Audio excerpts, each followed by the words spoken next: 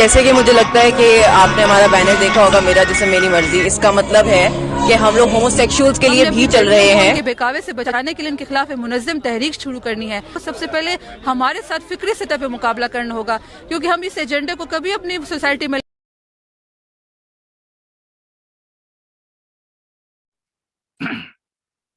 بسم اللہ الرحمن الرحیم. السلام علیکم ناظرین، جلب نیوز ٹی وی پر آپ کا میزبان مظہر اقبال چودھری. آج خواتین کے حقوق کا عالمی دن منایا جا رہا ہے پوری دنیا میں، پاکستان سمیت، عالم اسلام سمیت.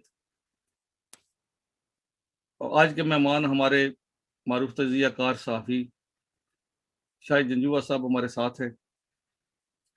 وہ اس چیز پر روشنی ڈالیں گے کہ عالم خواتین کے حقوق کی کیا مسائل ہیں، پاکستان میں کیا ہے، ورلڈ وائڈ کیا ہیں، پوری دنیا میں یہ مسائل ہیں، پوری دنیا میں یہ اس تاریخ کا اس دن کو منایا جاتا ہے.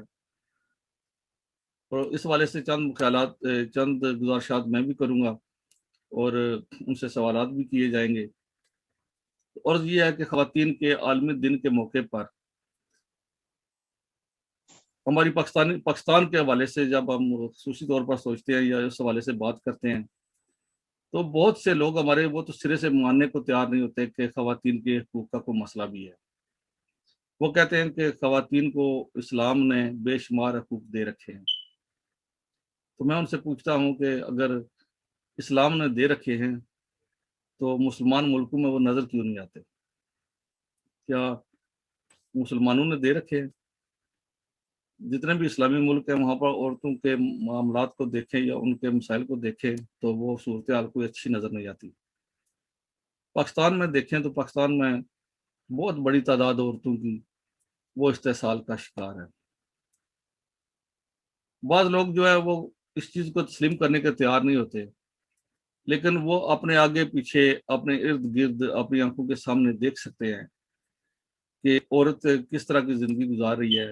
وہ ایک قسم کی محکومی کی عورت کی زندگی ہے. وہ اپنے بچوں کی بھی محکوم ہوتی ہے، اپنے بھائیوں کی بھی محکوم ہوتی ہے، اپنے والدین کی بھی محکوم ہوتی ہے، اور سسرال جا کر بھی وہ محکومی کی زندگی گزارتی ہے. 100% تو نہیں لیکن بہت بڑی تعداد. یہ ہمیں تسلیم کرنا چاہیے اور کھلے دل کے ساتھ تسلیم کرنا چاہیے. اور حقوق کا مسئلہ یہ نہیں ہوتا کہ صرف آپ نے روٹی پانی دینی ہے. روٹی پانی کے علاوہ عورت کے حقوق میں مسئلہ آتا ہے کہ اس کو تعلیم کے کھلے موقع دیے جائیں. اور وہ تعلیم جب حاصل کرنے جاتی ہے تو ہم موسٹلی بے شمار یعنی کہ پرسنٹیج کے حساب سے دیکھیں تو 90% عورتوں کو 10ویں جماعت کے بعد پڑھنے نہیں دیا جاتا. اگر 10ویں جماعت کے بعد پڑھنے نہیں آپ دیں گے تو پھر وہ ظاہر ہے وہ اعلیٰ تعلیم تو نہیں حاصل کر سکے گی. اور جو اعلیٰ تعلیم حاصل بھی کر لیتے ہیں تو بے شمار عورتوں کو گھر بٹھا دیا جاتا ہے کہ وہ کام نہیں کر سکتی، کہ دفتر میں نہ جائیں. دفتر میں جائیں گے تو لوگ کیا کہیں گے، یا کہ لوگ کہیں گے کہ یہ عورتوں کی کمائی کھاتے ہیں. یہ مردانہ معاشرے میں کی انا کا بھی ایک مسئلہ بن جاتا ہے. اور پاکستان کا معاشرہ جو ہے وہ مردانہ معاشرہ ہی ہے، ہمیں تسلیم کرنا پڑے گا. ہم تسلیم بھی کرتے ہیں. اور جہاں تک عورتوں کے باقی معاملات یہ ہوتی ہے کہ ٹھیک ہے ایک عورت کا کمانے والا ہے، اس کا خاوند کمانے والا ہے، اس سے پہلے اس کا باپ کمانے والا ہوتا ہے تو وہ اس کی کفالت کر رہا ہوتا ہے. لیکن آپ کی کبھی نظر پڑی ہے اس طرف کہ کسی کا جب ہسبینڈ فوت ہو جاتا ہے، اس کا پہلی عمر میں اگر والد فوت ہو گیا تو اس کو کیا کیا مسائل پیش آتے ہیں؟ اگر وہ پڑھی لکھی ہو، اگر وہ کانفیڈنٹ ہو تو اگر وہ اپنی جاب کر سکتی ہے کہ اعتماد کے ساتھ شہر جا سکتی ہے، اعتماد کے ساتھ آفس میں جا سکتی ہے. لیکن کیونکہ وہ اس کو اعتماد نہیں مل رہا ہوتا، وہ اس کی شخصیت میں وہ اتنا کانفیڈنس نہیں ہوتا، تو وہاں پر وہ استعمال بھی ہو جاتی ہے اور استحصال کا شکار بھی ہوتی ہے. تو پہلے تو باپ کے مرنے کے بعد اس کی پوزیشن کیا ہوتی ہے، اور پھر جب شادی ہو جاتی ہے تو خدا نخواستہ اس کا ہسبینڈ اگر دنیا سے چلا جاتا ہے تو پھر بھی اس کی حالت اتنی ہوتی ہے کہ دیکھتے ہیں کہ وہ اپنی لیونگ کس طرح کرے. جوانی کی حالت میں خاوند فوت ہو گیا ہے تو اپنے بچوں کا کس طرح پیٹ پالے. اور وہ بے شمار عورتیں آپ دیکھی ہوں گی اچھے بڑے گھرانوں کی، پھر وہ لوگوں کے گھر جا کر کام کرتی ہیں. اللہ تعالیٰ اس طرح کی آفت سے سب گھروں کو محفوظ رکھے، ہم سب کو اس سے محفوظ رکھے، سب عورتوں کو محفوظ رکھے تو ان پر یہ وقت نہ آئے. لیکن یہ بھی قانون قدرت ہے، ایسا ہوتا ہے اور ہماری آنکھوں کے سامنے ہو رہا ہے. تو جب وہ کسی کے گھر کام کرنے جاتی ہیں تو پھر بھی ان کی حالت کس طرح کی ہوتی ہے. اور پھر وہ اپنے جو لیونگ کرنے کے لیے کیا پاپڑ بیلتی ہیں. یہ سارے معاملات عورتوں کے حقوق میں آتے ہیں کہ اگر عورت کو ابتدائی عمر میں ہی اس کی اچھی تعلیم کی جائے, اس میں کانفیڈنس پیدا کیا جائے, تو وہ اپنے ہسبینڈ سے بھی, اگر خدا نخواستہ وہ نہیں رہتا, اپنا والد اگر سر پر نہیں رہتا, تو پھر بھی اپنی لیونگ بڑی باوقار طریقے سے کر سکتے ہیں, جس طرح کہ یورپ میں ہم اپنی آنکھوں کے سامنے دیکھتے ہیں. دنیا کے دیگر ممالک میں بھی ایسا ہے. ہم نے اپنی عورت کو جو ہے وہ اپنا ایک پردے کی شکل میں یا اس کو ایک انا کا یا عزت کا مسئلہ بنا کر, تو ہم اس کو گھر تک جب محدود رکھتے ہیں, تو اس کو خدا نخواستہ جب عملی دنیا میں آنا پڑتا ہے تو پھر اس کا استحصال جو ہے وہ شروع ہو جاتا ہے, اور وہ اس کا مقابلہ بھی نہیں کر سکتی. ایک بات اور بھی کہنا چاہتے ہیں کہ طالبان کا جو مسئلہ تھا, جب ہماری جو نسل ہے ہم نے اپنی آنکھوں کے سامنے دیکھا ہے, جب طالبان کی حکومت بن گئی افغانستان میں. احمد رشید کی بڑی خوبصورت کتاب ہے طالبان کے حوالے سے, اس کو دنیا بھر میں مستند مانا جاتا ہے کہ طالبان کو سمجھنا ہو یا طالبان کیا تھے, وہ کس طرح بنے, کس طرح حکومت میں آئے, تو وہ احمد رشید کی کتاب کا حوالہ دیا جاتا ہے. ورلڈ وائڈ وہ فیمس ہے, مختلف اس کے تراجم بھی دنیا میں ہو چکے ہیں. اس میں اس نے لکھا تھا کہ وہ جب طالبان کی حکومت آ گئی تو انہوں نے مارنا شروع کر دیا ڈاکٹروں کو کہ تم عورتوں کے آپریشن کیوں کرتے ہو. ظاہر ہے جب وہاں پر فیمیل ڈاکٹرز نہیں ہوں گی تو میلز ڈاکٹر ہی آپریشن کرنے تھے نا, تو وہ ڈاکٹروں کو مارتے تھے کہ تم ہاتھ نہیں لگا سکتے عورت کو, تم کس طرح آپریشن کرتے ہو.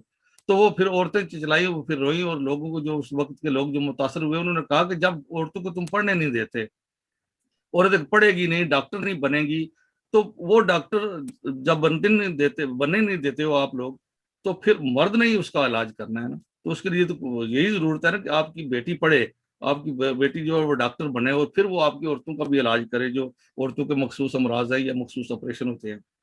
تو اس حوالے سے یہ ہے کہ یہ ایسی چیزیں ہیں کہ جب ایک چیز کا, جب یہ بھی ہم کہتے ہیں کہ مخلوط تعلیم نہیں ہونی چاہیے. جب مخلوط تعلیم نہیں ہونی چاہیے تو اس کے لیے ضروری تو یہ بھی ہے نا کہ پھر سارا سٹاف جو ہے وہ عورتوں کا ہو ایک اسکول میں, اور سارا سٹاف جو ٹیچرز ہیں وہ بھی اپنے عورتیں ہوں, جو وہاں پہ کلرک ہیں وہ بھی عورتیں ہوں, وہاں پر جو پھر چوکیدار ہے وہ بھی عورت ہو. تو لیکن وہ عورت جو ٹیچر لگے گی, وہ جو کلرک لگے گی وہاں پہ, وہ جو باقی سٹاف ہے وہ پہلے پڑھے لکھے ہوگی, تو وہ پھر وہ سٹاف بنے گا نا. تو اس حوالے سے یہ دونوں چیزیں لازم و ملزوم ہے. اگر آپ عورتوں کو پڑھائیں گے نہیں تو آپ کو عورت کلرک نہیں ملے گی. ابھی آپ دیکھیں اپنے اسکولوں میں ہم جاتے ہیں تو وہ خواتین کالج ہے لیکن کلرک وہاں پہ مرد ہوں گے, وہاں پر بھی آپ کا اعتراض ہوتا ہے. تو اس حوالے سے یہ ہے کہ عورت کو پڑھایا جائے, عورت کو کانفیڈنس دیا جائے, اور اس کو وہ کلرک بھی بنے, وہ چوکیدار بھی بنے, وہ ٹیچر بھی بنے.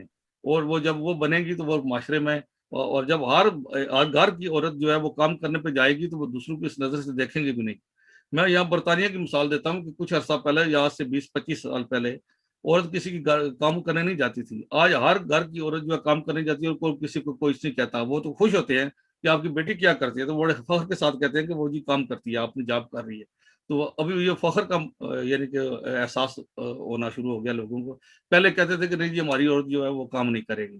تو اس والے سے یہ ہے کہ اگر معاشرے نے آگے بڑھنا ہے, اور عورت کو بہت بڑی تعداد ہے, جب وہ کمائی کرتی ہے, جو تنخواہ لے کے آئے گی, مرد بھی لے کے آئے گا, تو آپ کی انکم بھی بڑھے گی اس حوالے سے, تو آپ کے گھر میں خوشحالی بھی آئے گی.